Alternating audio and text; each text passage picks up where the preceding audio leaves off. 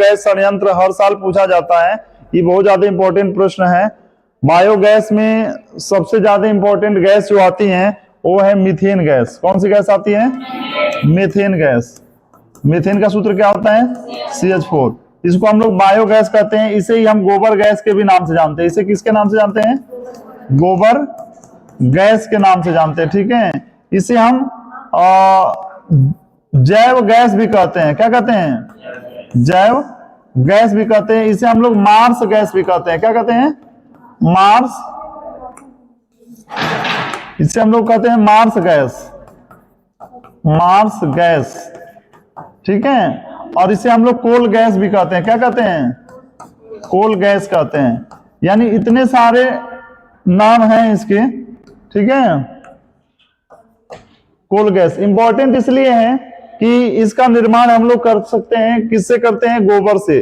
जो पशुओं के मलमूत्र होते हैं, रूमेंस होते हैं, अगर कोई डेयरी फार्म है जहां पे बहुत सारी गाय भैंस या बकरियों को रखा जाता है, तो इनके जितने मलमूत्र या इनके अपशिष्ट पदार्थ जो बनते हैं उनसे हम गोबर गैस का निर्माण करते हैं। तो गोबर गैस को निर्माण करने के लिए एक बड़े से प्लांट की आवश्यकता होती है, जिसे हम कहते हैं गोबर गैस प्लांट या गोबर गैस संयंत्र, ठीक है। तो आइए सबसे पहले आपको बताते हैं गोबर गैस संयंत्र कैसे बनता है, जिसमें एक लंबा सा क्या होता है, एक हम लोग के पास एक बड़ा सा, ये हमारा गोबर गैस प्लांट का फिगर है। हर साल ये फिगर पूछा जाएगा आपसे, ठीक है।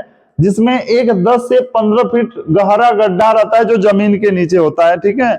इसका 75 से 80% जो क्षेत्रफल होता है वो जमीन के अंदर धंसा रहता है और 20 से 25% हिस्सा इसका ऊपर होता है, ठीक है। इसके ऊपर एक सचल ढक्कन होता है, ठीक। अब जो डेयरी फार्म या जो पशुओं के अपशिष्ट पदार्थ है, गोबर है या रूमन है, वह इस टैंक के द्वारा, इस माध्यम से इस प्लांट में यानी इस टैंक में भेजा जाता है। और जब भेजा जाएगा तो उसके बाद से इसके ऊपर ढक्कन होता है। इस टैंक के अंदर अनेक प्रकार के सूक्ष्म जीव होते हैं, जिसमें जीवाणु होते हैं, जैसे मिथेनोजोइक बैक्टीरिया होती हैं, जो गोबर को क्या करती हैं? डिकम्पोज करते हैं। गोबर में बहुत सारे प्रकार के कार्बनिक पदार्थ होते हैं। उन कार्बनिक पदार्थों का अपघटन किया जाता है बैक्टीरिया के द्वारा या अन्य सूक्ष्म जीवों के द्वारा। जब इनका अपघटन होता है तो उसमें से मीथेन गैस का निर्माण होता है। मीथेन गैस के साथ साथ कार्बन डाइऑक्साइड गैस और हाइड्रोजन गैस भी बनता है। तो ये सारी गैसें आपस में मिला करके गोबर गैस बनाती है और इन गोबर गैस का प्रयोग खाना बनाने में या अन्य कई घरेलू कार्यों में प्रयोग किए जाते हैं। तो इसके लिए सिस्टम क्या है, ध्यान से सुनिए। इधर क्या है, सबसे पहले यहाँ पे गोबर और जल यानी गोबर के साथ मलमूत्र भी है, तो ये लिक्विड फॉर्म में इस टैंक में आ जाता है और इस टैंक को एक पाइप के द्वारा बड़े से टैंकर में जोड़ देते हैं। तो जितना भी डेयरी या जहां पशु रहते हैं वहां से जितना भी खराब सामान होता है सब इसमें इकट्ठा करके भेज दिया जाता है और ये धीरे धीरे टैंक में चला जाता है, ठीक है। और जब टैंक में चला जाता है तो टैंक के अंदर गैस का निर्माण होता है और जो गैस बनता है ये गैस सिलेंडर यहाँ पे लगा हुआ है, इस गैस सिलेंडर में आके स्टोर हो जाता है, ठीक है।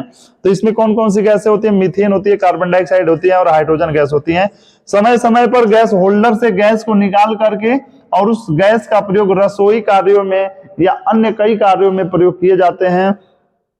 उसके बाद से सबसे ज्यादा इसका महत्वपूर्ण ये है कि कभी कभी जब गैस सिलेंडर, ये बायोगैस का जो प्लांट लगा हुआ है, जो टैंक लगा हुआ है, ये जब भर जाता है तो इसके अंदर जितने भी गोबर के खाद हैं, जिसको हम लोग स्लज बोलते हैं या स्लरी बोलते हैं, इसको समय समय पे खाली किया जाता है और इसको खाली करके फिर इसे क्या कर दिया जाता है?